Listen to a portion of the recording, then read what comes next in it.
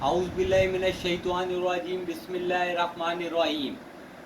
पाकिस्तान का सबसे फ्रॉडी, डकैत, मंसूबा साज, हरामी तर जो कि कराची पोर्ट और दीगर जगहों से जहाज़ों के जहाज़ मनी लॉन्ड्रिंग के कर रहा है, वो है मोहसिन नकवी, जो कि अरबों डॉलर दुबई में शिपों के थ्रू भेज रहा है।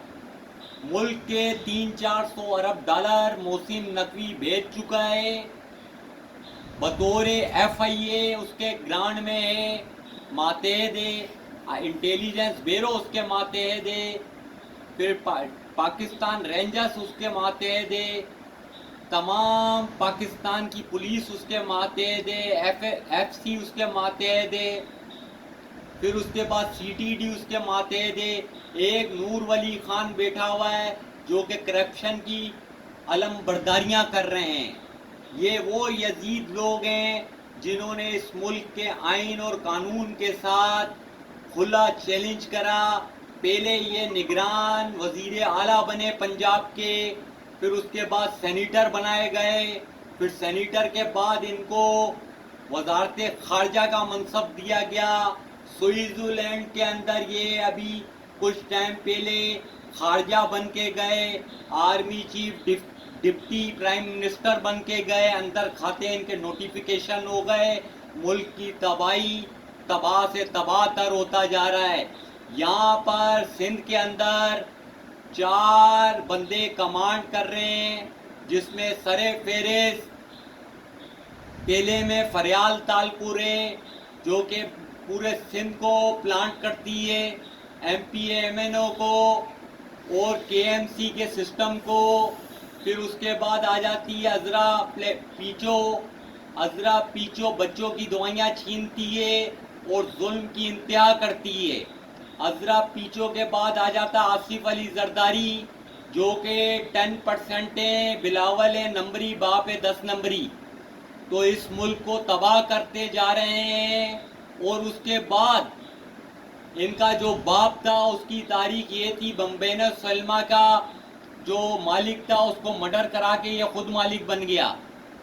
हमारे पास मुसद्दी का इत्तला है, किसी बड़े बुजुर्गों से पूछा जाए तो ये सिंध की आवाम इनको रद्द करती जा रही है। सिंधी लोग मेरे को बोल रहे हैं कि आप हमारे इलाके से आके MPA के इलेक्शन लड़ो, आप हमारे इलाके से आके हम आपको मिनिस्टर बनाएंगे। ये वो नासूर लोग हैं कि अब सिंध की आवाम को समझ नहीं आ रहा कि हम कहाँ जाएं। दूसरी तरफ पंजाब को कंट्रोल कर रहा है मोहसिन नकवी, मरियम लोहार, आसिम मुनीर, KPK का सुहेल फराडी प्लीट कर रहा है। इमरान खान की बहनें फुटबेरियों में बैठी हुई हैं। इस जुल्म की इंतहा के पीछे कौन लोग हैं? ये अरबों डॉलर किस पाकिस्तान के किधर जा रहे हैं? इनके खिलाफ कोई बोल नहीं रहा। ये जुल्म कब तक चलता रहेगा? इन्होंने पहले एक्स लेफ्टिनेंट जनरल से, फौज के एक्स लेफ्टिनेंट जनरल से प्रमोट हुए, 21 सितंबर के रिटायर हैं। फिर आसिम मलिक रिटायर हैं। अब एक और तरीक़ेकार है कि ये सदारती मनसब संभाल ले आसिम मुनीर। आप लोगों से यही इंतजा करते हैं कि इसको किसी तरह से सदारती मनसब के लिए एप्रिशिएट करें। उसमें भी एक चाल है जो कि इसको भी नहीं समझ आएगी। वो क्योंकि आखिरी फंदा होगा इसका सदारती मनसब का, वो जाएगा आर्मी एक्ट 176C के अंदर, 176C एक्ट के अंदर। तो हम पाकिस्तान को खुशहाल बनाने के लिए इन्होंने कुछ नहीं करा। जनरल कियानी बैरून मुल्क प्रॉपर्टी, जहांगीर करामत बैरून मुल्क प्रॉपर्टी, परवेज मुशर्रफ बैरून मुल्क प्रॉपर्टी, फिर उसके बाद आसिम सलीम बाजवा बैरून मुल्क प्रॉपर्टी, फिर उसके बाद राहिल शरीफ बैरून मुल्क प्रॉपर्टी, फिर उसके बाद जहांगीर करामत बैरून मुल्क प्रॉपर्टी, फिर उसके बाद अयूब खान से लेके तमाम जर्नलों की बैरून मुल्क प्रॉपर्टी, शायर शमशाद मिर्जा की कनाडा में प्रॉपर्टी। ओ भाई, तुम फरंगियों की नस्लों में से हो, तुम लोगों ने ये क्या कर दिया मुल्क का हाल। फिर हमारे नेवी वालों की बैरून मुल्क प्रॉपर्टी, FIA क्यों नहीं इनको पकड़ लिए? यहाँ से पेंशनें इनकी जा रही हैं डॉलरों के हिसाब से, कई करोड़ डॉलर तो यहाँ से इनको पेंशन की मद में फौजियों को भेजे जाते हैं। मुल्क तबाह होगा, ज़राई कल्चर तबाह होगा। यहाँ का सिंध का फ्राडी, चीटर, 10 नंबरी जरदारी है, जिसने सिंध के बच्चों की दवाइयाँ छीन ली हैं, जिसने सिंध के बच्चों को तालीम से महरूम कर दिया है।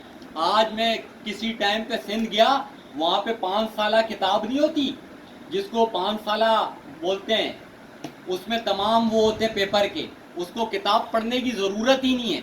उसने लड़की की तरह ना किताब उठाई हुई, बच्चे ने 9वीं क्लास की 5 साला उठाया हो कि वो 5 साला से तैयारी कर रहा स्कूल में, किताब की हिस्ट्री नहीं पढ़ेगा, फिर जवाबात पढ़ रहा, सिर्फ किताब की हिस्ट्री नहीं वो पढ़ रहा, फिर टोटल की जवाबात पढ़ रहा है और किताब की तशरीह नहीं पढ़ रहा। ये तालीम देंगे सिंध को?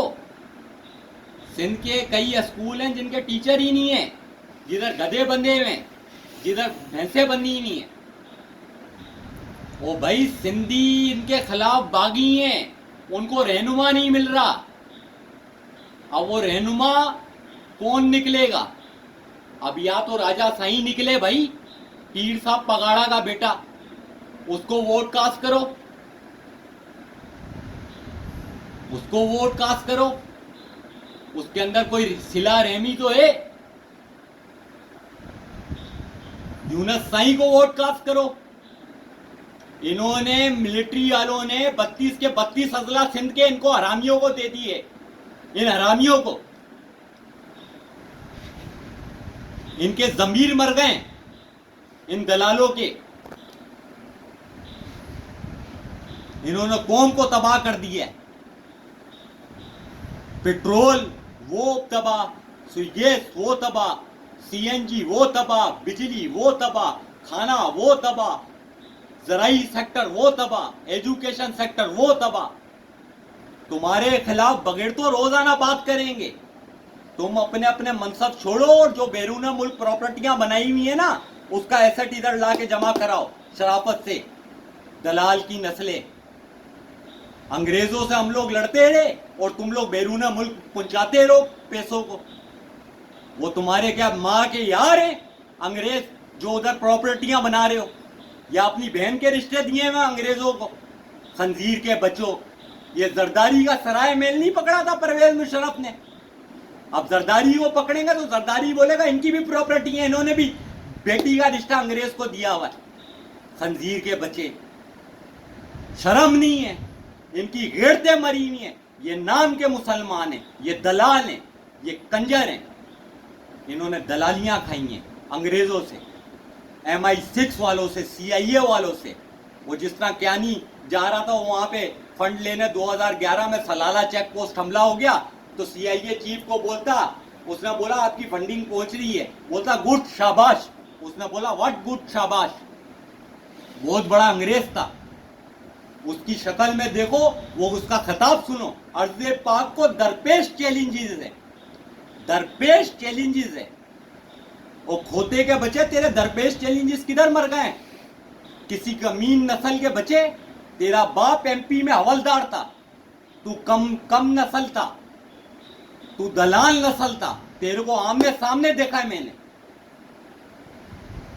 जूते पॉलिश करने का काम था तेरे बाप का, NCB था, नॉन कमीशन बटमैन। ये आज मैं बता रहा हूं, ये सारे के सारे पॉलिशी हैं। आसिम मुनीर 2.5 नंबर के अंदर एयरफोर्स का जो झंडा नहीं लिखा था जहाजों को, वो था एयरमैन।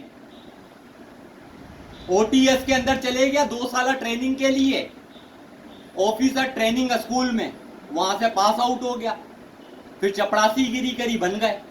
फिर वो अहमद शरीफ चौधरी है, वो कर्नल रैंक से आगे नहीं जा सकता था, कानून है इंजीनियर कोर का, वो लेफ्टिनेंट जनरल बन गया।